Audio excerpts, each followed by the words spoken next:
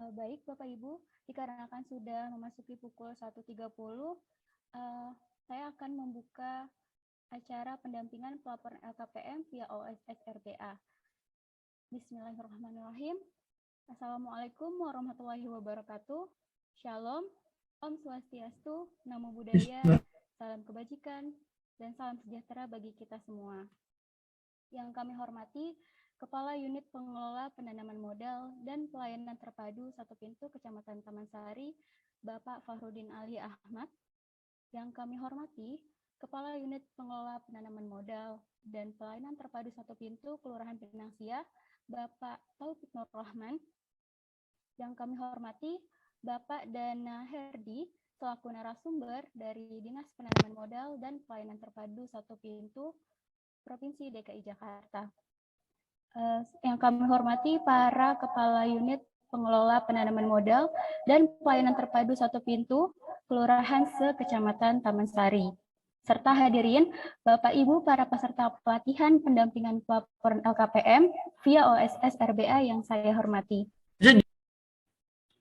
Alhamdulillahirrahmanirrahim, marilah kita panjatkan puji syukur kehadirat Allah Subhanahu wa Ta'ala yang telah melimpahkan nikmat dan karunia-Nya kepada kita semua, serta sholawat serta salam mari kita curahkan kepada Nabi besar Muhammad SAW, sehingga kita dapat berkumpul pada kegiatan hari ini, pelatihan pendampingan pelaporan LKPM atau laporan kegiatan penanaman modal via OSS RBA di wilayah Kelurahan Pinang Sia. Pada hari ini, Senin 15 Agustus 2022. Selamat siang Bapak Ibu, apa kabarnya pada hari ini? Semoga dalam keadaan sehat dan tetap menjalankan protokol kesehatan dengan baik demi kebaikan kita bersama. Terima kasih kami ucapkan kepada Bapak Ibu seluruh pelaku usaha yang telah hadir bergabung pada Zoom meeting kali ini. Senang sekali saya Citra dapat hadir menemani Bapak Ibu di kesempatan kali ini. Baik, saya sampaikan susunan acara pada hari ini. Yang pertama, sambutan dari Kepala Unit Pengelola Penanaman Modal dan Pelayanan Terpadu Satu Pintu Kelurahan Pinang Sia. Kemudian dilanjut dengan penyampaian materi. Selanjutnya terdapat sesi tanya jawab, lalu pembacaan kesimpulan. Selanjutnya nanti kita ada sesi foto bersama juga, dan yang terakhir penutup. Langsung saja kita masuk ke acara selanjutnya, yakni sambutan dari Kepala Unit Pengelola Penanaman Modal dan Pelayanan Terpadu Satu Pintu Kelurahan Pinang Sia kepada Bapak Taufik Nur Rahman. Kami persilakan. Baik, terima kasih Mbak Citra. Suara saya terdengar? Terdengar, Pak. Oke. Baik, yang saya hormati Kepala Unit Pengelola Penanaman Modal dan Pelayanan Terpadu Satu Pintu Kecamatan Taman Sari, Bapak Fahrudin Ali Ahmad. Yang kami hormati Bapak Dana Herdi selaku narasumber dari Dinas Penanaman Modal dan Pelayanan Terpadu Satu Pintu Provinsi DKI Jakarta. Yang kami hormati rekan-rekan sejawat para Kepala Unit Pengelola Penanaman Modal dan Pelayanan Terpadu Satu Pintu Kecamatan Taman Sari yang tidak saya sebutkan satu persatu namun tidak mengurangi rasa hormat saya, serta hadirin Bapak Ibu para pimpinan perusahaan atau yang mewakili perusahaan yang siang hari ini hadir dan mengikuti pelatihan pendampingan pelaporan LKPM via OSS RBA yang saya hormati. Assalamualaikum warahmatullahi wabarakatuh. Alhamdulillah, marilah kita panjatkan puji dan syukur kehadiran Allah SWT yang telah melimpahkan nikmat dan karunia-Nya kepada kita semua, serta salawat serta salam mari kita curahkan kepada Nabi besar Muhammad SAW, sehingga kita dapat berkumpul bersama-sama secara daring dalam acara pelatihan pendampingan pelaporan LKPM via OSS RBA. Hadirin yang saya hormati, di siang hari ini saya ucapkan terima kasih kepada Bapak Ibu para pimpinan perusahaan yang sudah meluangkan waktu untuk mengikuti pelatihan hari ini. Dan tak lupa kepada Bapak Dana Herdi selaku narasumber atas waktu dan ilmu yang diberikan. Acara pelatihan ini sangatlah bermanfaat, terutama untuk para Bapak Ibu pelaku usaha yang memiliki kewajiban membuat laporan kegiatan penanaman modal. Seperti kita ketahui, penanaman modal adalah segala bentuk kegiatan menanam modal, baik oleh penanam modal asing dalam negeri maupun penanam modal asing dari luar negeri. untuk melakukan usaha di wilayah negara Republik Indonesia berdasarkan Undang-Undang Nomor 25 Tahun 2007 Pasal 15 tentang penanaman modal, ditetapkan bahwa setiap perusahaan penanaman modal berkewajiban untuk membuat laporan kegiatan penanaman modal dan menyampaikannya kepada Badan Koordinasi Penanaman Modal atau kita singkat BKPM. Selanjutnya dalam Peraturan BKPM Nomor 5 Tahun 2021 tentang pedoman dan tata cara pengawasan perizinan berusaha berbasis resiko, Pasal 5 huruf C, ditetapkan setiap pelaku usaha berkewajiban juga menyampaikan LKPM. Dalam peraturan BKPM nomor 5 tersebut, terdapat sanksi administrasi bila mana pelaku usaha tidak membuat LKPM. Oleh karena itu, saya harapkan di wilayah finansial khususnya, kondisi klaim usaha dapat berkelanjutan dengan baik. Atas dasar itulah, saya menilai sebuah kegiatan pelatihan pendampingan pelaporan LKPM menjadi suatu hal yang perlu dilaksanakan. Saya sebagai Kepala Unit Penanaman Modal dan Pelayanan Terpadu Satu Pintu Finansia berharap bahwa acara pelatihan ini juga sebagai jembatan komunikasi antara kami selaku pemerintah daerah yang mengurusi penanaman modal dan perizinan dengan Bapak Ibu para pelaku usaha di wilayah finansia. Tupoksi kami tidak hanya sebatas untuk LKPM, namun bila Bapak Ibu ingin bertanya perihal OSS atau perizinan lainnya, dapat menghubungi kami. Selanjutnya, saya ingin menyampaikan kembali perihal LKPM. Saya dan tim sudah coba merangkum poin-poin penting terkait LKPM dalam satu link. Saya menggunakan aplikasi Linktree dengan nama Lapor LKPM. Bapak Ibu dapat mencoba, nanti saya kirim di tautan atau men-scan barcode yang ada di undangan yang telah saya kirim pada acara ini. Link ini berisi tentang LKPM sebagai guidance Bapak Ibu dalam membuat LKPM. Selain itu, di link tersebut juga ada menu untuk berkomunikasi dengan petugas bila Bapak Ibu memiliki kendala. Jangan sungkan untuk menghubungi kami bila ada kendala yang dihadapi. Tugas kami akan membantu dengan senang hati, dan bila dibutuhkan kami akan hadir ke kantor Bapak Ibu untuk melakukan pendampingan secara di tempat Bapak Ibu. Akhir kata, saya berharap agar Bapak Ibu peserta bisa mengikuti acara ini dengan seksama dan bertanya kepada narasumber semaksimal mungkin. Semoga kegiatan ini bermanfaat bagi kita semuanya. Amin. Wabillahi taufiq wal hidayah. Wassalamualaikum warahmatullahi wabarakatuh.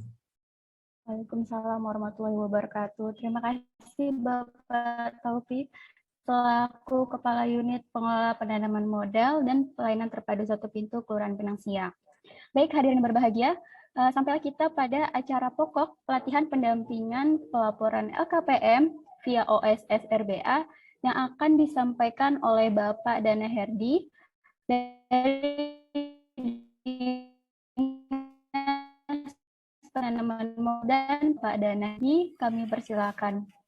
Baik, terima kasih sebelumnya atas kesempatan yang telah diberi undang saya dalam kegiatan pada siang hari ini. Perkenalkan, sebelumnya nama saya Dana Herdi. Kebetulan saya adalah pendamping pelaku usaha di DKI Jakarta. Jadi kalau seandainya memang Ibu dan Bapak sekalian itu mengalami kendala berkaitan dengan LKPM ataupun nanti perizinan, silahkan menghubungi ke saya. Nanti saya akan coba untuk bantu Bapak Ibu sekalian menyelesaikan permasalahan-permasalahan tersebut. Nah, sebelumnya terima kasih untuk Pak Fahrudin Ali Ahmad sebagai Kepala UPPM PTSP Kecamatan Taman Sari, dan kemudian Pak Taufik yang sudah mengundang saya di acara pada siang hari ini. Di sini juga hadir Ibu Lia sebagai subkoordinator pengendalian penanaman modal. Kalau begitu langsung saja saya share screen aja ya materinya ya. Ini saya mohon maaf pakai jaket karena lagi nggak enak badan. Baik, sudah muncul di depan Bapak Ibu sekalian. Ini materi terkait LKPM online versi OSS RBA gitu. Nah, sebelumnya memang yang perlu diketahui oleh Bapak Ibu sekalian yang sudah pernah melaporkan LKPM beberapa tahun belakang itu menggunakan website lkpmonline.bkpm.go.id begitu. Nah, tapi per awal Juni kemarin, awal Juni 2022, website itu sudah dihapus oleh BKPM dan kemudian digantikan dengan OSS versi RBA. Jadi sekarang udah nggak, kalau dulu kan ketika kita mau laporan untuk ketika perusahaan melakukan pelaporan LKPM selalu diarahkan ke LKPM online itu. Nah, tapi sekarang sudah integrasi dengan OSS sehingga sudah tidak perlu lagi repot-repot untuk diarahkan ke website SPPISA begitu. Nah, pada kesempatan kali ini saya akan menyampaikan dasar hukumnya dulu sebelum saya masuk ke materi utama begitu. Nah, perlu Ibu ketahui tadi sudah disampaikan oleh Pak Taufik sebelumnya dasar hukumnya seperti apa. Nah, kalau saya bisa mengulang lagi, dasar hukum LKPM itu ada ditarik, kalau misalnya kita coba untuk tarik lagi di undang-undang, ada di undang-undang tahun 2027 nomor 25, yaitu tentang penanaman modal begitu. Nah, pasal-pasalnya sudah saya tuliskan di slideshow ini, jadi bisa dibaca oleh Ibu Bapak sekalian. Kemudian secara teknis diturunkan ke Perka BKPM nomor 5 tahun 2021. Tadi juga sudah sempat disinggung oleh Pak Taufik. Di situ memuat diantaranya perusahaan mana saja yang wajib melakukan LKPM dan perusahaan mana saja yang tidak wajib melakukan LKPM. Nah, di sini coba Ibu dan Bapak sekalian dicek bidang usaha atau KBLI yang dimiliki oleh perusahaan, apakah sudah masuk kriteria wajib melakukan LKPM atau justru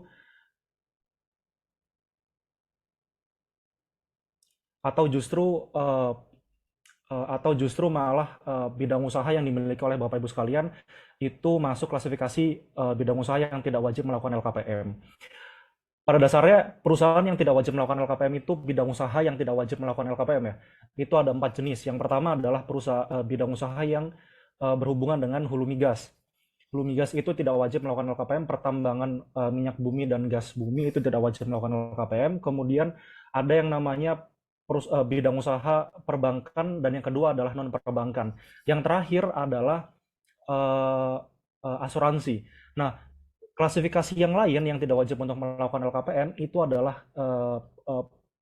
usaha mikro yang memiliki total rencana investasi itu di bawah 1 miliar atau sama dengan 1 miliar. Nah, mungkin bisa dicek ulang lagi perusahaan Bapak Ibu sekalian masuk klasifikasi ini atau enggak. Kalau tidak, berarti nanti bidang usaha tersebut tidak wajib melakukan LKPM.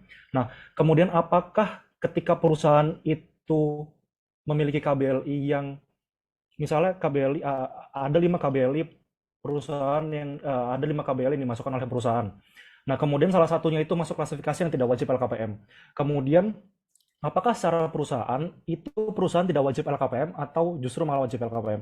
Nah, jawabannya adalah 4, dicek lagi KBLI-nya, apakah 4 KBLI yang lain itu apakah masuk klasifikasi wajib LKPM atau enggak. Kalau misalnya yang 4 itu adalah wajib LKPM, ya 4 KBLI disampaikan LKPM-nya, 1 KBLI nggak perlu disampaikan LKPM-nya. Begitu patokan untuk membuat LKPM. Jadi patokannya adalah bukan berdasarkan perusahaan, tapi berdasarkan bidang usaha yang dimiliki oleh pelaku usaha. Nah, kemudian isi dari Perka BKPM nomor 5 tahun 2021 itu adalah membedakan mana perusahaan yang wajib LKPM per 3 bulan sekali dan mana perusahaan yang wajib melakukan LKPM per semester. Begitu. Jadi ada klasifikasi, 2 klasifikasi itu. Sebelumnya tidak ada klasifikasi itu. Jadi semua perusahaan wajib melakukan LKPM per 3 bulan sekali begitu, per triwulanan begitu. Nah, untuk pembagian periodenya itu bisa dilihat di layar komputer Bapak Ibu sekalian. Ini per 3 bulan, periode berapa, kemudian disampaikannya per tanggal berapa begitu, di bulan apa.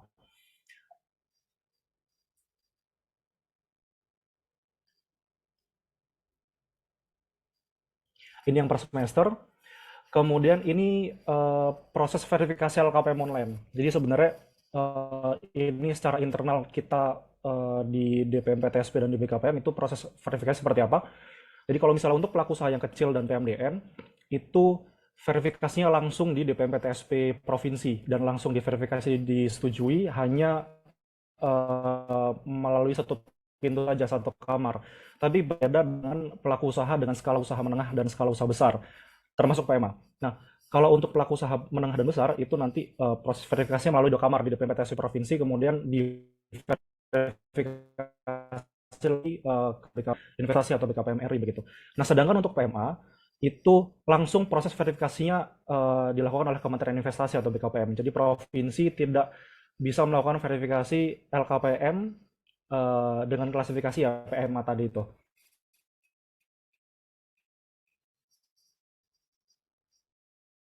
Ini materi saya awali di materi per 3 dulu. Jadi untuk perusahaan yang memiliki kewajiban LKPM per 3 bulan sekali, itu skala usaha masuk menengah dan besar, itu memiliki range total rencana investasi di atas 5 miliar, itu masuk per 3 bulan sekali. Nah, mekanismenya cukup mudah, masuk ke oss.go.id, kemudian masukkan username dan password, dimasukkan juga kode captcha-nya, kemudian masuk di beranda. Nah, di beranda ini ada di toolbar-nya ada beberapa pilihan, silahkan klik laporan, kemudian laporan LKPM. Ini Bapak Ibu sekalian cukup familiar dengan mekanisme ini. Nah, yang perlu diketahui oleh Bapak Ibu sekalian yang hadir di sesi ini, itu untuk per 3 bulan sekali mengenal yang namanya tahap konstruksi dan tahap produksi. Begitu. Nah, kapan perusahaan itu masuk klasifikasi tahap konstruksi dan masuk klasifikasi tahap produksi, ini bukan pilihan sebenarnya Bapak Ibu sekalian. Bukan kemudian saya maunya di tahap konstruksi, kemudian perusahaan yang lain saya maunya di tahap produksi, bukan seperti itu. Ini adalah tahap yang harus dilalui oleh perusahaan. Jadi semua perusahaan memang akan melalui tahap konstruksi dan melalui tahap produksi begitu. Jadi bukan pilihan. Nah, tahap konstruksi itu memiliki arti yaitu perusahaan yang berada di posisi praoperasional. Sebelum beroperasional, sebelum memulai kegiatan berusaha, itu perusahaan pasti menyiapkan sesuatu hal begitu. Jadi mulai dari persiapan, mulai dari legalitas, persiapan mulai dari bahan baku misalnya, bahan baku, kemudian nanti ada persiapan lain-lain yang berkaitan dengan praoperasional, itu masuknya di tahap konstruksi. Nah, tahap konstruksi ini juga bisa dimaknai hal yang lain. Jadi, ketika perusahaan itu baru pertama kali menyampaikan LKPM, itu masuknya ke tahap konstruksi. Jadi tidak bisa langsung masuk ke tahap produksi. Kenapa seperti itu? Karena sistem ingin melacak yang namanya modal kerja. Nanti akan saya jelaskan untuk tampilannya. Tapi yang jelas perusahaan yang baru melakukan LKPM, yang baru pertama kali menyampaikan LKPM, itu harus melewati tahap konstruksi terlebih dahulu, nggak bisa masuk ke tahap produksi. Bisa masuk ke tahap produksi, tapi resikonya adalah perusahaan tidak akan terekam modal kerja perusahaan, begitu. Nanti akan tercetak 0, begitu. Makanya masuk ke tahap konstruksi untuk record modal kerja perusahaan. Begitu. Nah, kemudian masuk ke tahap produksi. Tahap produksi itu adalah tahap di mana perusahaan sudah beroperasional. Banyak sekali perusahaan yang tanya, Mas, saya perusahaannya bergerak di bidang jasa nih, saya perusahaannya bergerak di bidang perdagangan begitu, saya nggak menghasilkan produksi apa-apa gitu. Saya bukan perusahaan yang bergerak di bidang manufacture. Semua perusahaan, semua bidang usaha itu memang pada akhirnya masuk ke tahap produksi. Begitu. Karena memang arti dari tahap produksi itu adalah tahap di mana perusahaan sudah beroperasional, bukan perusahaan yang memproduksi suatu barang. Begitu. Jadi maknanya seperti itu. Memang BKPM membuat istilah seperti ini itu dibikin general karena mencakup beberapa bidang usaha yang ada di Indonesia begitu. Nah, kemudian ketika sudah klik tadi pelaporan, masuk ke halaman pertama ini. Nah, halaman pertama ini akan ditampilkan record laporan yang telah disampaikan oleh pelaku usaha. Jadi recordnya itu mulai dari misalnya perusahaan sudah pernah melakukan LKPM selama sekian periode begitu. Nah, nanti recordnya di depan sini. Nah, kemudian ketika mau buat laporan, itu silakan klik di kanan atas, ada menu buat laporan, kemudian nanti akan diarahkan ke tampilan berikutnya. Nah, tampilan berikutnya ini berisi KBLI yang dimiliki oleh perusahaan. Hambatan pertama, kadang-kadang perusahaan itu adalah di tahap ini tidak muncul KBLI-nya, atau KBLI perusahaan atau perusahaan itu punya 10 KBLI tapi yang muncul 5 perusahaan. Nah, itu nanti mungkin bisa dikonsultasikan ketika ada case yang seperti itu, bisa dikonsultasikan lebih lanjut begitu. Nah, ketika sudah muncul halaman ini, dicek KBLI-nya itu sudah lengkap atau belum begitu. Kalau mau laporan, bisa diklik kotak checklist box di sebelah kiri, kemudian diklik selanjutnya. Nanti akan diarahkan ke tampilan seperti ini. Nah, pertanyaan utama yang secara internal kita ingin serap itu adalah pertanyaan berkaitan dengan modal tetap dan modal kerja. Nah, modal tetap itu bersinggungan dengan capital expenditure, sedangkan modal kerja itu berkaitan dengan operational expenditure. Nah, modal tetap itu aset ya. Jadi aset yang dibeli oleh perusahaan itu arahnya kolomnya masuk ke modal tetap di situ. Nah, di sistem itu merinci modal tetap itu menjadi 4 sub pertanyaan. Sub pertanyaan itu diantaranya pembelian dan pematangan tanah, kemudian bangunan, mesin peralatan dan lain-lain. Nah, eh, di tampilan Bapak Ibu sekalian itu ada 3 kolom begitu. Ada 3 kolom yaitu rencana penanaman modal, kemudian tambahan realisasi dan total akumulasi realisasi. Yang bisa diisi itu cuma yang di tengah. Yang di tengah itu yaitu tambahan realisasi investasi. Nah, kalau yang kolom sebelah kiri rencana penanaman modal itu adalah ini misalnya di contoh saya itu terisi di kolom bangunan misalnya. Nah, itu nilai 2 miliar itu adalah nilai yang diinput oleh pelaku usaha ketika mendaftarkan OSS pertama kali. Jadi kolom sebelah kiri itu adalah data yang diisikan oleh pelaku usaha ketika mendaftarkan OSS. Begitu. Nah, apakah nilai itu salah atau benar, itu yang tahu perusahaan. Jadi, nilai itu secara otomatis generate ke LKPM, diambil dari data OSS pelaku usaha begitu. Nah, kemudian yang di sebelah kanan, yang paling kanan itu yang total akumulasi itu adalah saldo nilai yang pernah perusahaan laporkan sebelumnya. Jadi misalnya ada perusahaan sudah melaporkan LKPM selama sekian periode begitu. Nah, dan nilainya tuh di pematangan tanah dimasukkan nilainya berapa gitu. Nah, itu nanti di saldonya akan muncul di sebelah kanan. Begitu. Nah, kembali lagi di penjelasan di 4 sub pertanyaan terkait modal tetap itu. Yang pertama, pembelian dan pematangan tanah dan nilai bangunan. Ini tidak selalu harus diisi karena memang kondisinya untuk beberapa pelaku usaha dan beberapa bidang usaha itu tidak harus memiliki sebidang tanah untuk melakukan usaha. Ada yang kadang-kadang sewa di ruko dan sebagainya. Apalagi di Jakarta yang kebanyakan eh, mereka bidang usahanya lebih kepada modal daripada padat karya begitu. Nah, untuk pembelian tanah ketika memang sewa nggak perlu diisi, nilainya kosong begitu kolomnya.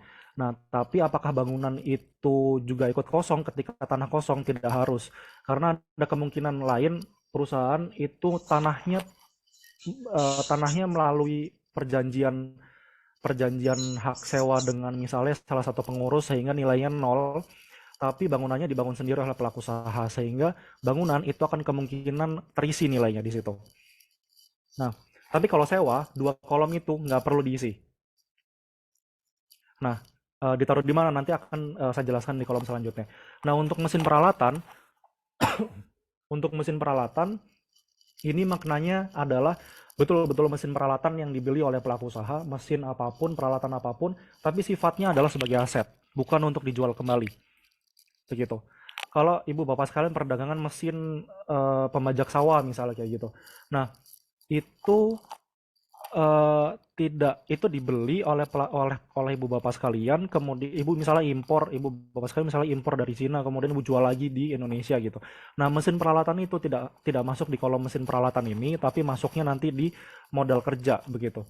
Nah, yang jelas kolom ini khusus digunakan untuk mesin peralatan yang dibeli oleh pelaku usaha sebagai aset. Nah, kemudian makna yang lain itu adalah tidak harus mesin peralatan, tapi seluruh aset yang dimiliki oleh perusahaan, tapi itu sifatnya vital. Kalau perusahaan nggak punya aset itu, perusahaan nggak akan bisa beroperasional begitu. Kayak seperti contohnya jasa ekspedisi misalnya. Ketika jasa ekspedisi itu membeli 1 atau 2 buah truk, kemudian truk itu digunakan untuk mengantar barang, itu berarti truk itu masuk ke mesin peralatan. Karena ketika perusahaan itu nggak punya aset itu, nggak akan bisa beroperasional begitu. Itu intinya. Jadi aset yang sifatnya vital itu masuk mesin peralatan.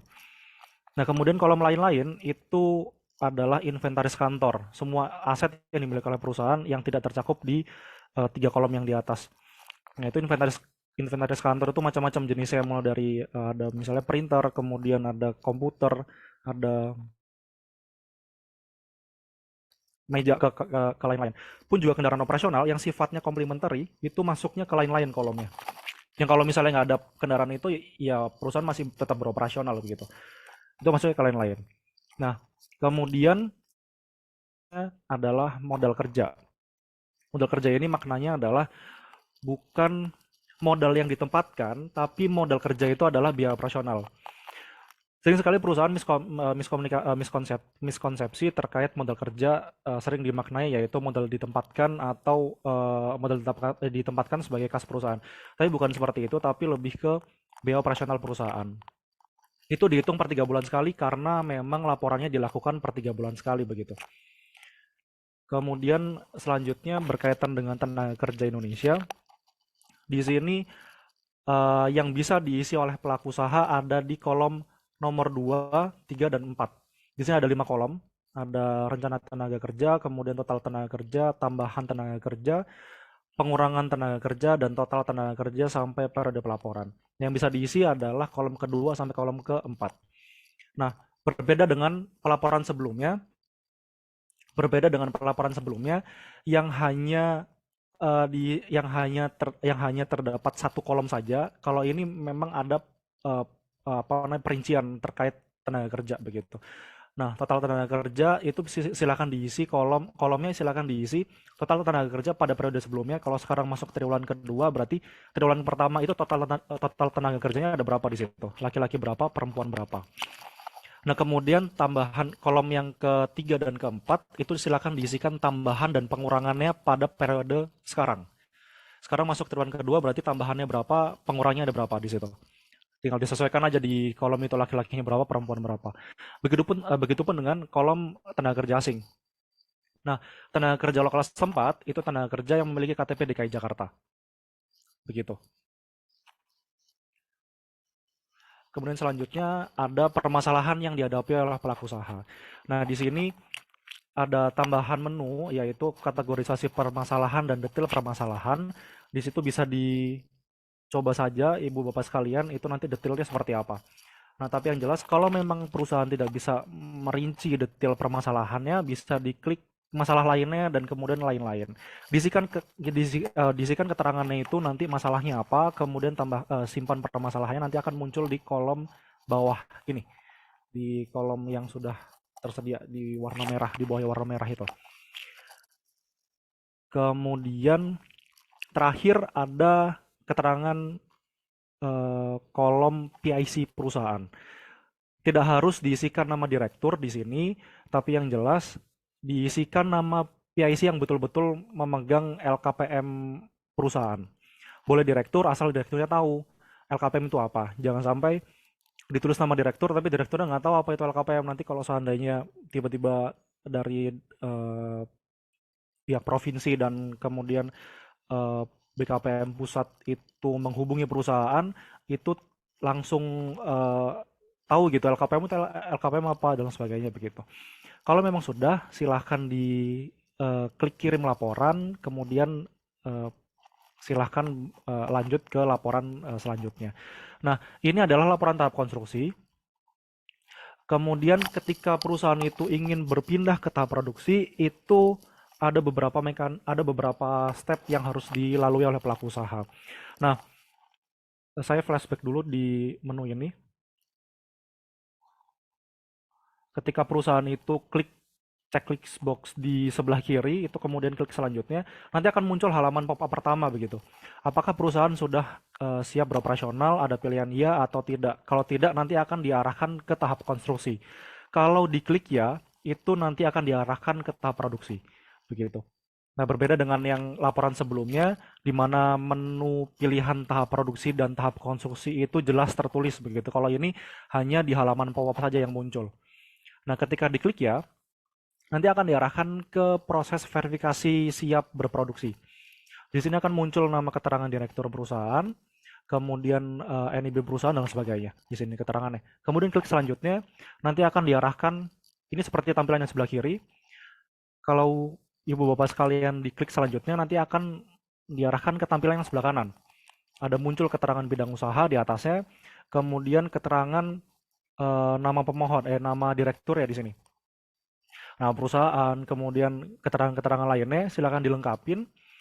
Nah, yang perlu diketahui di sini kadang-kadang perusahaan tidak tahu saya harus mengisikan tanggal mulai produksinya itu apa begitu. Nah, tanggal mulai produksi silakan diisikan tanggal terbit NIB pertama kali begitu. Kemudian ada di sini jenis barang. Kemudian jenis barang ini macam-macam ya. Jadi ini berkaitan dengan kapasitas produksi yang dimiliki oleh perusahaan.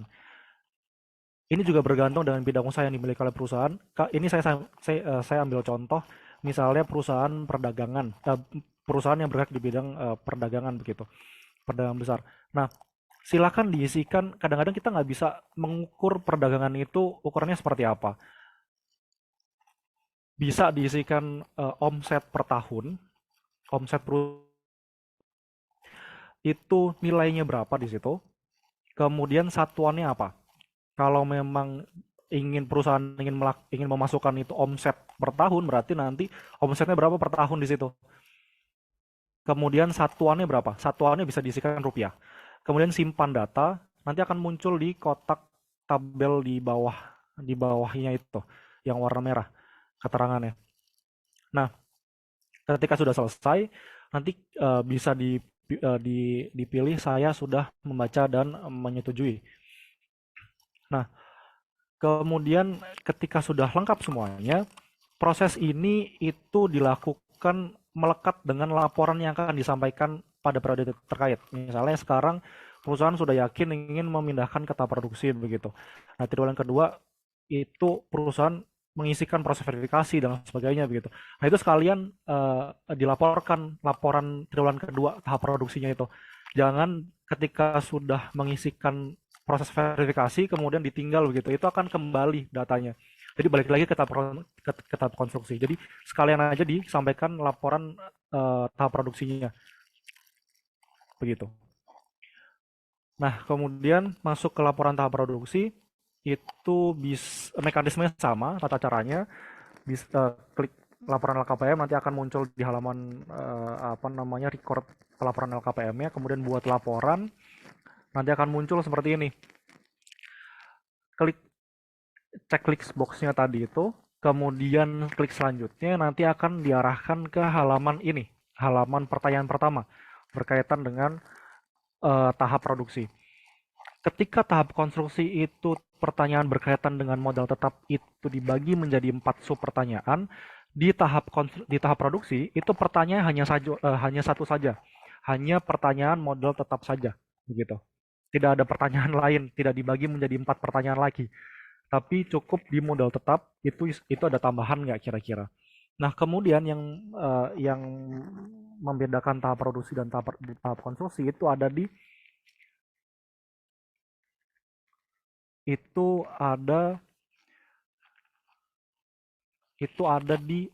pertanyaan berkaitan dengan modal kerja.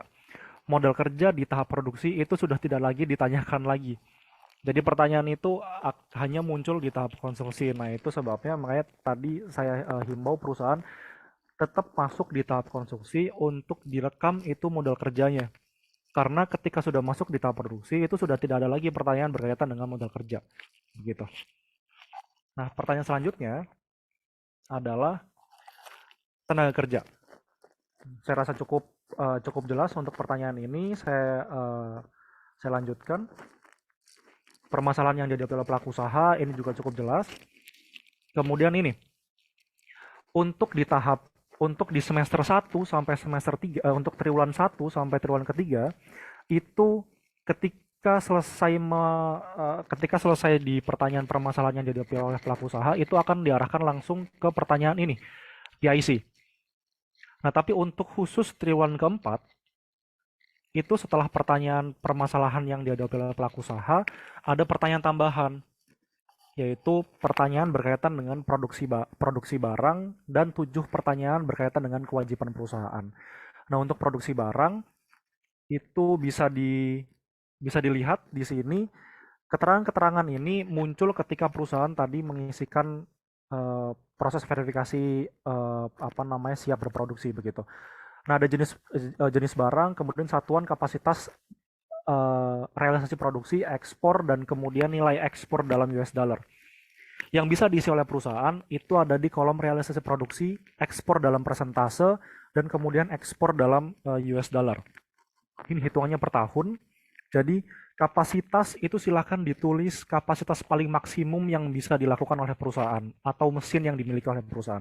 Kalau manufacturer lebih gampang untuk measurement-nya, ada berapa mesin yang dimiliki oleh perusahaan, kemudian kapasitasnya berapa, itu yang bisa diisikan di sini. Tapi kalau untuk bidang usaha yang lain, itu kapasitasnya bisa diukur dari, kalau omset, berarti omset yang paling tinggi yang pernah didapatkan oleh pelaku usaha, itu berapa di situ. Kemudian kalau untuk bidang usaha yang lain, bisa unit dan sebagainya. Itu berapa yang bisa dijual dan sebagainya. Begitu. Nah, untuk realisasi produksi itu bisa dibandingkan dengan ketika omset yang dituliskan itu misalnya 100 juta, kemudian setahun ini ternyata omsetnya hanya mencapai 80 juta, bisa diisikan di situ realisasi produksinya 80, kemudian nilai ekspor dalam persentase, kalau memang tidak ada ekspor, berarti nggak usah diisi ekspor dalam persentase. Kalau ada ekspor dalam persentase, berarti berapa persentase ekspor per tahunnya itu sesuai dengan nilai yang tadi diinputkan oleh perusahaan di kolom realisasi produksi dalam presentasenya. Kemudian di breakdown menjadi US dollar itu di kolom yang paling bawah. Nah, selanjutnya kewajiban perusahaan ini ada tujuh pertanyaan. Pertanyaan pertama yaitu kewajiban investasi. Investasi ini pengurangan aset, lawan kata dari investasi, pengurangan aset atau penjualan aset dengan tujuan perusahaan ingin melakukan ekspansi begitu. Melakukan ekspansi atau tujuan-tujuan lain, perampingan perusahaan dan sebagainya. Kalau memang ada, silakan diupload dokumennya. Kalau memang tidak ada, silakan dipilih tidak dipersyaratkan. Nah, kemudian yang kedua adalah BPJS Ketenagakerjaan. Sudah cukup jelas di sini kolomnya. Kemudian selanjutnya adalah kemitraan dengan UMKM. Kolomnya juga sudah cukup jelas. Kemudian pelatihan tenaga kerja ini khusus untuk perusahaan yang sifatnya TOT, Transfer of Technology atau Transfer of Information. Ini misalnya perusahaan beli mesin dari luar begitu, kemudian ada transfer teknologi, transfer information atau teknologi di situ untuk dari TKA ke TKI itu nanti bisa diisikan di kolom nomor 4. Nah, kolom selanjutnya, kolom nomor 5 berkaitan dengan CSR. CSR ini sudah cukup jelas juga bakti sosial yang dilakukan oleh pelaku usaha selama setahun itu bakti sosialnya apa jenisnya. Kemudian silakan dituliskan alokasi biayanya dan output sama outcome-nya di sini. Pertanyaan selanjutnya yang terakhir yaitu kewajiban pengelola lingkungan. Kalau memang ada UPL atau SPPL dan AMDAL silahkan dituliskan di sini kewajiban lingkungannya. Tapi kalau memang tidak ada, nggak perlu diisi, pilih tidak dipersyaratkan begitu. Nah, kolom nomor 7 ini jarang diisi, tapi maknanya adalah semua tanggung jawab yang dilakukan atau semua sikap-sikap yang dilakukan oleh pelaku usaha ketika contohnya adalah ketika ada kecelakaan kerja, kemudian perusahaan apa yang harus dilakukan ketika ada karyawan kecelakaan kerja, apakah nanti akan dilakukan coverage terhadap biaya pengobatan kah atau seperti apa, itu bisa diisikan ke poin nomor 7 begitu. Nah, kemudian yang terakhir adalah keterangan PIC perusahaan. Kemudian kalau memang sudah yakin terhadap laporan yang diisikan, bisa diklik kirim laporan. Nah, sekarang saya beralih ke pelaporan per semester. Pelaporan per semester ini mekanismenya sama dengan pelaporan per 3 bulan sekali. Langsung saja ke kontennya. Nah, ketika sudah memilih KBLI yang ingin dilaporkan, kemudian diklik selanjutnya, nanti akan muncul seperti ini pertanyaannya. Hampir sama dengan tahap produksi, cuma bedanya adalah ada pertanyaan berkaitan dengan modal kerja di sini. Dan penjelasan atas realisasi penanaman modal. Nah, pengertian modal tetap itu sama dengan pengertian yang tadi saya sudah sampaikan, yaitu nilai aset yang dibeli oleh perusahaan atau capital expenditure. Kemudian yang kedua, modal kerja adalah operational expenditure, yaitu modal kerja atau operational expenditure. Nah, kemudian kolom yang paling bawah ini memang harus diisi. Sistem akan menolak ketika perusahaan tidak mengisi kolom yang B ini, penjelasan atas realisasi penanaman modal. Silakan diisi misalnya modal tetap itu ada nilainya kalau diisikan 1 miliar begitu. Nah, 1 miliar itu untuk apa pembeliannya? Selanjutnya penggunaan tenaga kerja. Penjelasannya sama dengan penjelasan sebelum-sebelumnya, hanya saja di sini tidak ada pertanyaan berkaitan dengan TKA begitu. Kemudian produksi barang juga sama, keterangannya dengan tadi yang sudah saya jelaskan di tahap produksi. Permasalahan yang dihadapi oleh pelaku usaha pun juga sama keterangannya. Yang terakhir adalah PIC perusahaan. Kalau memang sudah yakin terhadap isian yang sudah dituliskan oleh pelaku usaha, bisa diklik kirim laporan. Nah, laporan sudah selesai, tinggal menunggu ininya, proses verifikasi oleh DPMPTSP Provinsi dan BKPM RI begitu.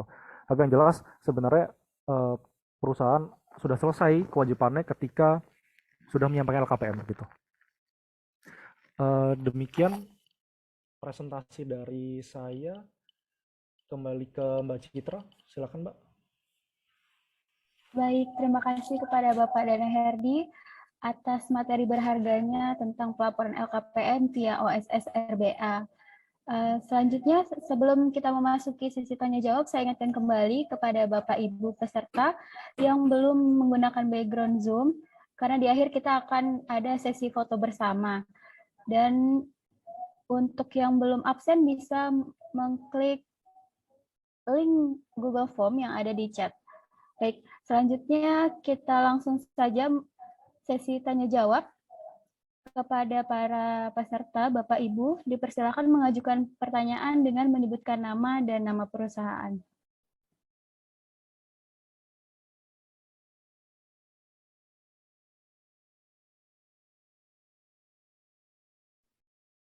Oh ya, sesi tanya jawab ini kita ada 2 sesi ya.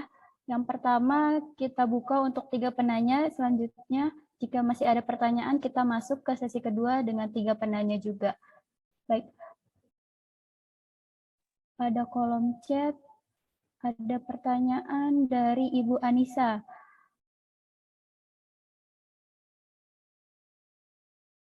Jika ada pertanyaan untuk pengisian, apa akan diberikan nomor PIC yang bisa dikasih tanyakan? Bisa kami tanyakan kepada Bapak Dani Hardi. Untuk pertanyaan ini mau kita kumpulkan dulu atau satu persatu? Satu persatu kali ya Mbak Citra. Saya takutnya lupa sih sebenarnya. Oke, baik. Gimana Mbak Citra? Tergantung Mbak Citra. Boleh satu persatu, boleh dikumpulkan dulu Pak. Baik, saya langsung jawab ya. Mbak Citra, saya izin jawab pertanyaan dari Bu Anissa dari PT Dinamika Cipta Solusi. Kita punya yang namanya Google Form untuk diisi di situ keluhan-keluhannya. Jadi diisikan di situ, kemudian nanti kita akan treatmentnya itu bisa dihubungin. Kemudian nanti perusahaan dengan kita kasih feedback lagi. Jadi kita hubungin by telepon, kalau enggak kita by chat, begitu. Jadi kita nggak kasih nomor telepon, tapi kita kasih Google Form untuk diisi di situ. Tujuannya sebenarnya biar kita bisa tahu dengan rigid itu alur konsultasinya seperti apa. Jadi kita punya recordnya begitu, Bu Anissa. Saya kirimkan linknya aja kalau gitu ya. Saya kirimkan linknya. Bisa diisi, mungkin Bapak Ibu sekalian yang hadir di sini bisa di copy paste. Nanti kalau seandainya memang ada pertanyaan berkaitan dengan LKPM atau surat atau OF, sampaikan di Google Form itu. Begitu. Ya, mohon izin menambahkan. Ya, Pak Taufik. Jadi Bu Anissa, kami juga kalau memang ada kebutuhan untuk pertanyaan ataupun sifatnya bantuan, saya tadi udah coba membuat media terintegrasi terkait pelaporan LKPM. Ibu bisa chat di situ. Kami juga ada Google Form, di situ ada video. Sangat jelas, Bu. Jadi sebelum nanti ke dinas, kami coba bantu Ibu dulu. Ketika memang permasalahan tidak bisa diselesaikan oleh kami akan berkoordinasi dengan Pak Dana Herdi maupun dari dinas. Wah, seperti baik, itu. Pak. Ya. Terima Iya, kasih.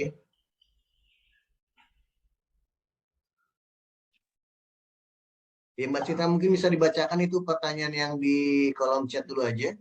Oke, baik. Untuk pertanyaan selanjutnya, Pak, dari PT AMPM Healthcare Indonesia, pertanyaannya untuk perusahaan yang bergerak di bidang impor, apakah laporan tetap diisi di kolom ekspor?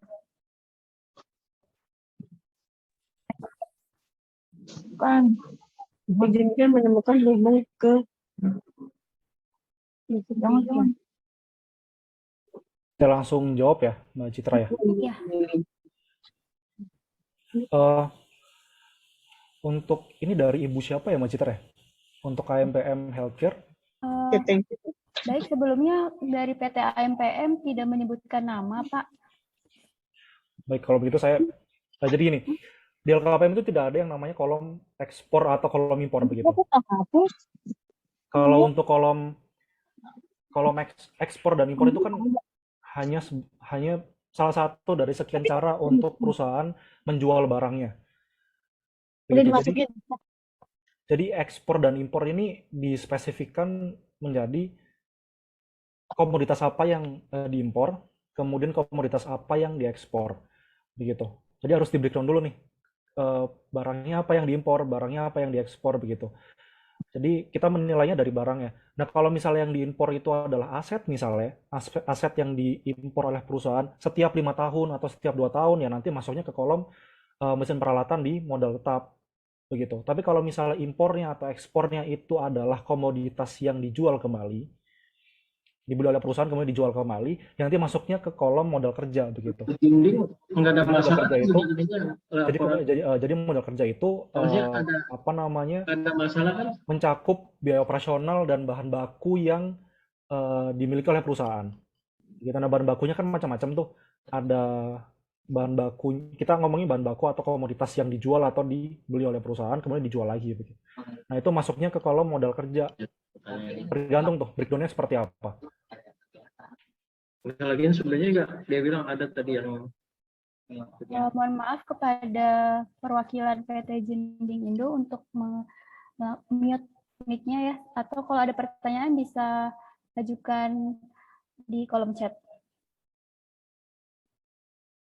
Baik, dan untuk pengguna Zoom SSS, sebelumnya saya ingin bertanya, perwakilan dari PT mana ya, Bu? Oh, iya Bu, aku dari PT ARS. Ini saya. Oke, PT Ya, ARS. PT ARS. Ini saya mau menanyakan itu dari tadi materi yang disampaikan Pak Danar itu kok tampilannya berbeda dengan punya saya ya?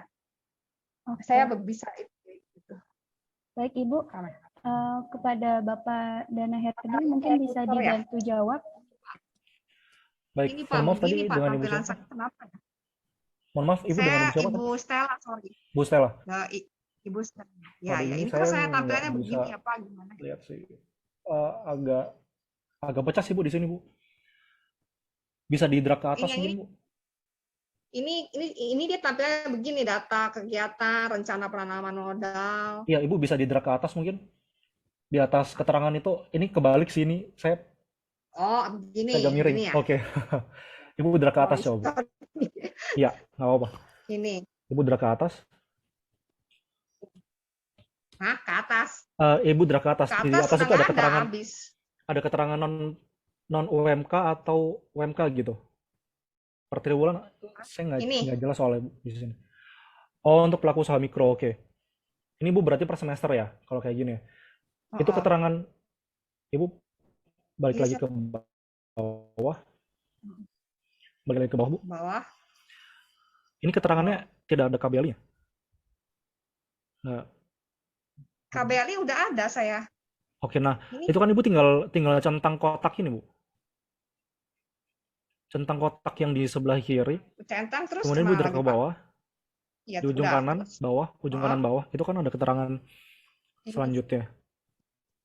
Nah itu. Selanjutnya, udah gitu saya nggak kemana? Nah udah. Ini apa nih? Silakan Ibu. Oke, Ibu oke. Selesai, Ibu tinggal laporan. Iya Pak. Iya, sudah sesuai sih Bu iya, iya. sebenarnya tadi. Thank you, thank you. Cuman mungkin tadi saya percepat tadi yang semester karena prosesnya sama masuknya ini, gitu. Oh, gitu. Oh, ini tas Iya, kayak proses diisi mulai kayak dari Bapak. Oh, laporan iya, iya. LKPM, kemudian tampilan awal itu berisi record perusahaan yang sudah menyampaikan LKPM sebelumnya, kemudian klik laporan, nanti akan muncul KBLI perusahaan. Gitu, Ibu Oh, Stella. oke, oke. Sudah cukup Terima jelas, Bu kasih, Stella? Pak. Sama-sama, Bu Stella. Terima kasih, Pak.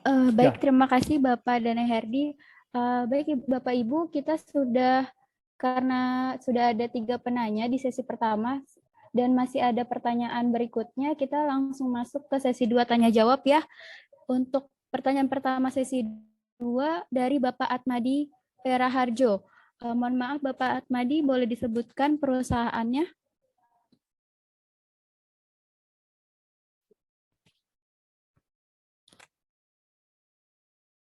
Kepada Bapak Atmadi. Atau kita langsung saja masuk ke pertanyaannya. Pertanyaan dari Bapak Atmadi kepada Bapak Dana, untuk memastikan apakah perusahaan kami sudah terdaftar atau belum, kami melihatnya di mana ya? Terima kasih. Baik, saya langsung saja menjawab.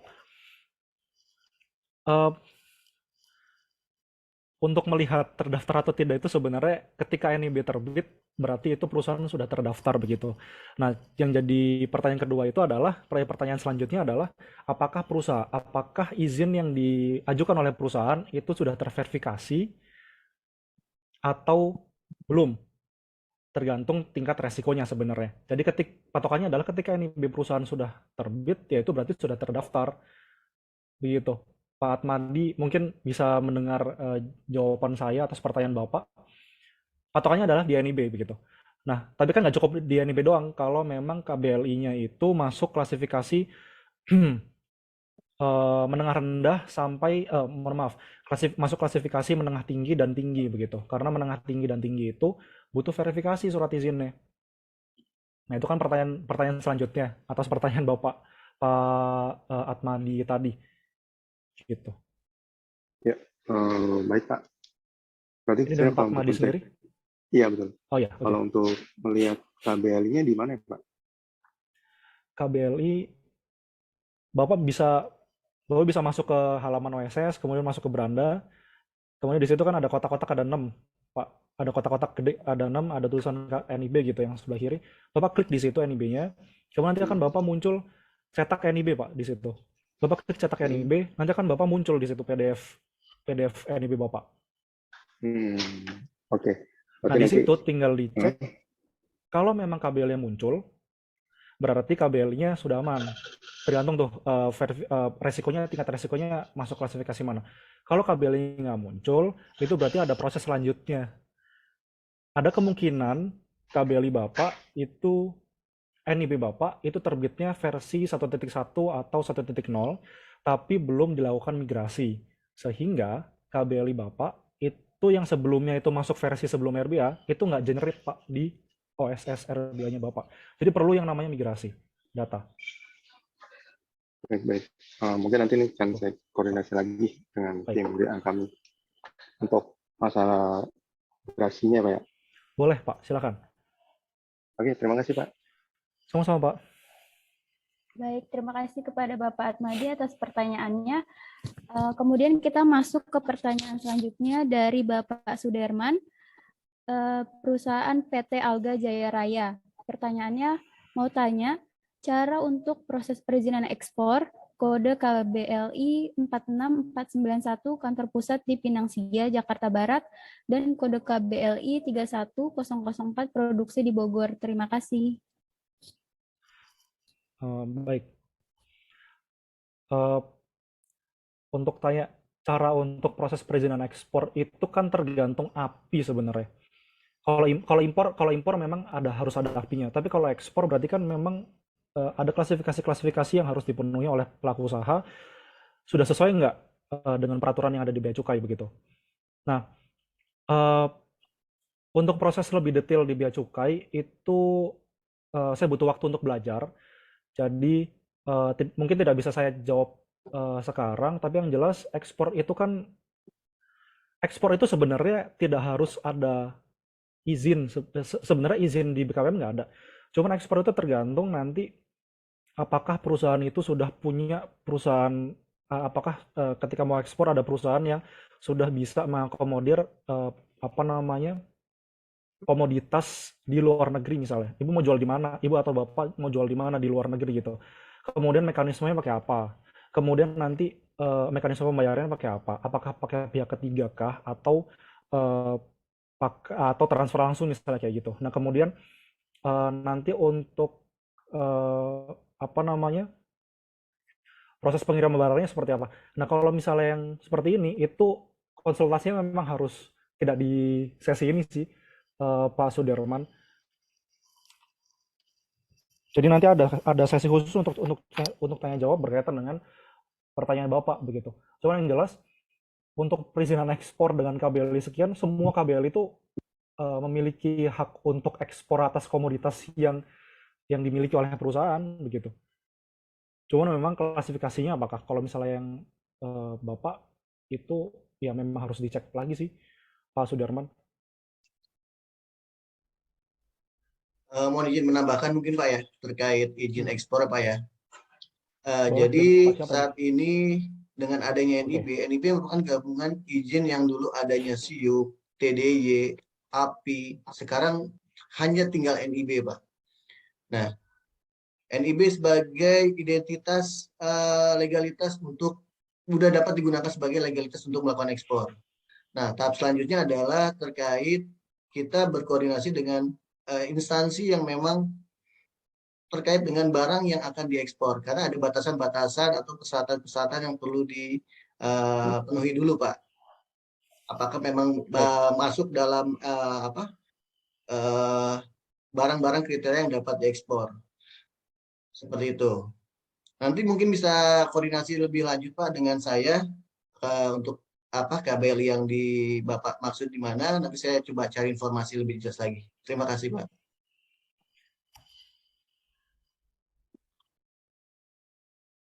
Baik, sudah terjawab ya pertanyaannya Bapak Sudirman. Dan selanjutnya ada raise hand dari PT Jinding Indo kepada Bapak. Silahkan sebutkan nama dan pertanyaannya. Selamat siang Bapak-Bapak, Ibu sekalian. Nama saya Suhardi, saya baru bergabung dengan PT Jinding Indo ya. Kebenaran tadi saya terlewat yang ada kalau nggak salah informasinya 5 macam jenis usaha yang tidak wajib lapor LKPM. Cuman yang saya dengar tadi ada kegiatan usaha bank. Cuma yang lain saya terlewat tuh, bisa dijelaskan ulang sebab kemungkinan ada berhubungan dengan anak perusahaan PT Jinding yang baru dibentuk beberapa bulan lalu, yaitu PT Sunli, yang sampai saat ini belum ada kegiatan usaha. Karena sebenarnya sejak semula PT Sunli ini dibentuk oleh pimpinan saya untuk mengantisipasi permintaan jasa konstruksi. Cuma sampai saat ini belum ada kegiatan usahanya gitu. Sudah gitu modal yang digunakan juga baru berupa alat-alat pertukangan yang sepertinya tidak sampai 5 juta rupiah gitu. Bisa dijelaskan Pak, apakah PT Sunli ini wajib LKPM atau tidak gitu? Terima kasih. Baik Pak, jadi saya coba untuk jelaskan ulang ya Pak ya, untuk perusahaan yang tidak wajib untuk menyampaikan LKPM. Yang tidak wajib untuk menyampaikan LKPM itu adalah perusahaan dengan klasifikasi usaha mikro, di mana dia punya total rencana investasi itu sama dengan atau di bawah 1 miliar. Kemudian kalau untuk bidang usahanya, yaitu ada 4 klasifikasi bidang usaha yang tidak wajib untuk menyampaikan LKPM. Yang pertama adalah bidang usaha yang berkaitan dengan hulu migas. Jadi hulu migas itu dipersempit 2 bidang usaha pertambangan bidang usaha pertambangan gas bumi dan minyak bumi. Nah, yang kedua itu adalah bidang usaha perbankan, bank konvensional atau bank pemerintah, itu sama sekali tidak wajib untuk melakukan LKPM. Kemudian non perbankan ini kalau bisa di breakdown lagi, itu ada 10 klasifikasi lembaga non perbankan, termasuk yang keempat yaitu asuransi. Jadi breakdown-nya itu sebenarnya ada di sini. Kalau di Perka itu memang tidak disebutkan KBLI mana yang wajib melakukan di Perka itu hanya sebatas tulisan saja gitu. Jadi cuma tulisan-tulisan oh ini nggak wajib LKPM gitu, tapi nggak di breakdown menjadi KBLI. Nah kalau di sini ini sebenarnya ingin saya sebarkan ke beberapa kecamatan dan kelurahan, tapi masih belum fix karena memang LKPM masih floating tata caranya. Jadi itu yang belum saya berani untuk rilis ke kecamatan dan kelurahan. Nah ini di sini udah ada breakdown dari KBLI yang tidak wajib untuk menyampaikan LKPM begitu. Nah nanti mungkin di sesi yang lain Bapak bisa sampaikan perusahaan apa, nama perusahaannya apa, kemudian kita coba untuk cek KBLI-nya itu KBLI apa yang muncul begitu. Tapi mungkin bukan di sesi ini ya Pak, nanti di sesi yang lain saja begitu.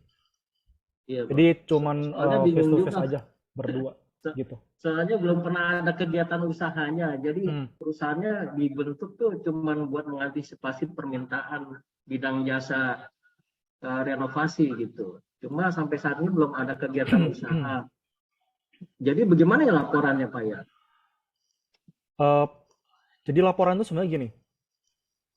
Saya tahu kondisi perusahaan itu kadang-kadang kalau misalnya membuat perusahaan itu macamnya alasannya ada banyak. Maksudnya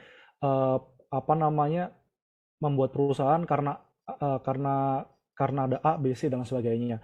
Tapi kalau dari sisi kami, dari sisi pemerintah, ketika ada muncul perusahaan dan memiliki NIB, itu wajib melakukan LKPM. Apapun nanti alasan dibentuknya perusahaan itu seperti apa. Nah, jadi kalau Bapak tadi bilang ini perusahaannya nggak ada aktivitas begitu, nggak apa-apa dilaporkan aja LKPM-nya. Karena ketika terbit NIB perusahaan, ya kewajiban LKPM akan melekat di situ. Kecuali ada permohonan untuk penutupan perusahaan, berarti masuk ke proses likuidasi perusahaan, penutupan perusahaan. Itu baru LKPM untuk terakhir kalinya ketika pengajuan penutupan perizinan berusaha itu baru ditanyakan, itu terakhir kali LKPM disampaikan. Gitu. Jadi Bapak laporkan aja LKPM-nya, tapi nilainya 0 misalnya. Tapi kasih keterangan di situ bahwa perusahaan belum ada kegiatan, belum ada aktivitas produksi atau belum ada aktivitas operasional dengan alasan seperti apa. Nah itu mungkin Bapak bisa tuliskan itu alasannya seperti apa. Tapi yang jelas LKPM harus disampaikan Pak. Oh, walaupun nggak ada kegiatan usaha tetap begitu Pak, tiap 3 bulan ya Pak ya? Iya, 3 bulan atau per semester itu bergantung dengan tadi Pak klasifikasi usahanya tadi, masuk usaha kecil, usaha menengah atau usaha besar. Begitu. Oke Pak, terima kasih Pak. Begitu, sama-sama Pak. Baik, terima kasih kepada Bapak perwakilan PT Jindong Indo. Dan dikarenakan ada satu pertanyaan lagi Pak Dana, jadi pertanyaan dari PT BSR ini boleh ditanyakan sekarang atau bagaimana Pak? Oke. Baunya memang itu pertanyaan terakhir kayaknya ya? Iya, pertanyaan terakhir. Ya. Oke.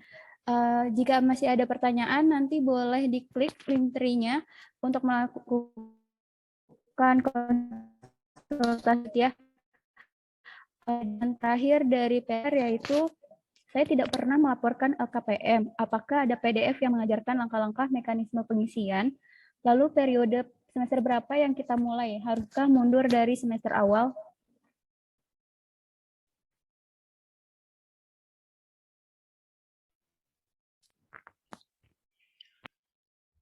Ini mundur dari semester awal itu mungkin gini maksudnya. Jadi ketika perusahaan itu sekarang masuk ke semester 1, tidak perlu perusahaan itu mengisikan periode sebelumnya yang belum tersampaikan. Gitu. Jadi kalau misalnya mau LKPM tetap laporkan di periode yang sekarang saja gitu. Karena memang sistem menyediakan laporan yang on time, laporan yang yang saat ini berlangsung gitu. Kalau sekarang masuknya semester 1 ya laporannya semester 1 gitu. Kalau untuk laporan-laporan sebelumnya nggak perlu dilaporkan karena sudah lewat dan secara sistem tidak menyediakan seperti itu. Begitu. Baik, terima kasih kepada Bapak Dana Herdi. Dan kebetulan pertanyaan tadi itu sekaligus sebagai penutup sesi tanya jawab kita, Pak. Untuk Bapak Ibu yang masih memiliki pertanyaan, kami telah menyediakan link tree yang ada di kolom chat. Di sana terdapat nomor petugas UPPM PTSP Kelurahan Pinang Sia, serta Google Form tempat untuk Bapak Ibu bertanya lebih lanjut terkait pelaporan LKPM via OSS RBA. Baik, hadirin yang kami hormati, sebelum memasuki sesi foto bersama, saya akan menyampaikan kesimpulan hasil materi kita pada hari ini. Pelaporan LKPM wajib dilakukan Bapak Ibu, yaitu pelaku usaha menengah dengan total rencana investasi di atas 5M sampai 10M, dan pelaku usaha besar, yaitu total rencana investasi di atas 10M. Nah, pelaporan LKPM ini dilakukan secara daring di laman oss.go.id dan melaporkan LKPM ini, pelaku usaha menengah dan usaha besar, dilakukan 3 bulan sekali atau triwulan, dan ada juga per semester untuk pelaporan LKPM. Dan selanjutnya pelaporan LKPM ini terbagi menjadi 2 tahap. Tahap konstruksi untuk perusahaan yang kali melaporkan LKPM untuk proses perekaman modal pekerja perusahaan. Dan Nanti kita lihat di foto aja. Produk untuk pelaporan LKPM usaha ekspor dan pelaku usaha yang membutuhkan pendampingan lebih lanjut, silakan melakukan konsultasi dengan mengklik link tree yang ada di kolom chat. Baik, kemudian selanjutnya kita memasuki sesi foto bersama ya. Untuk Bapak Ibu sekalian, silakan dibuka kameranya.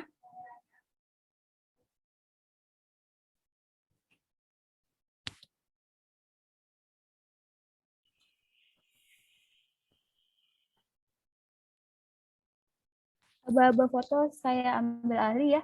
Untuk yang belum merah, silakan.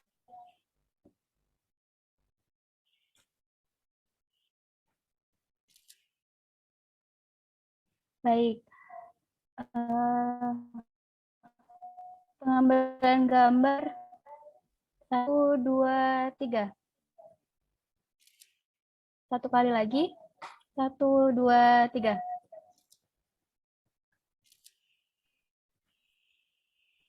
Alhamdulillahirrahmanirrahim. Sampai kita di penghujung acara. Terima kasih atas perhatian dan kerjasama hadirin semua. Apabila dalam penyampaian terdapat salah kata atau kekurangan, saya selaku moderator meminta maaf yang sebesar-besarnya. Wabillahi taufiq wal hidayah. Wassalamualaikum warahmatullahi wabarakatuh. Saya kembalikan ke Pak Taufik Nur Rahman. Baik, terima kasih. Saya ucapkan sekali lagi kepada Pak Dana Herdi yang sudah mewakili Dinas PTSP memberikan materi, dan juga Bapak Ibu semuanya, para pelaku usaha yang sudah memberikan waktu untuk dapat mengikuti kegiatan pelatihan ini. Sekali lagi, bila ada kendala dalam pelaporan LKPM maupun perizinan, silakan Bapak Ibu jangan sungkan untuk menghubungi kami, ada di aplikasi LinkedIn atau datang ke kantor kelurahan. Nanti kami akan bantu semaksimal mungkin. Baik, mungkin itu saja. Sekali lagi terima kasih. Wabillahi taufiq wal hidayah. Wassalamualaikum warahmatullahi wabarakatuh. Waalaikumsalam. Terima kasih. Terima kasih Pak Taufik. Ya. Mohon izin saya live group dan ditutup semuanya. Terima kasih.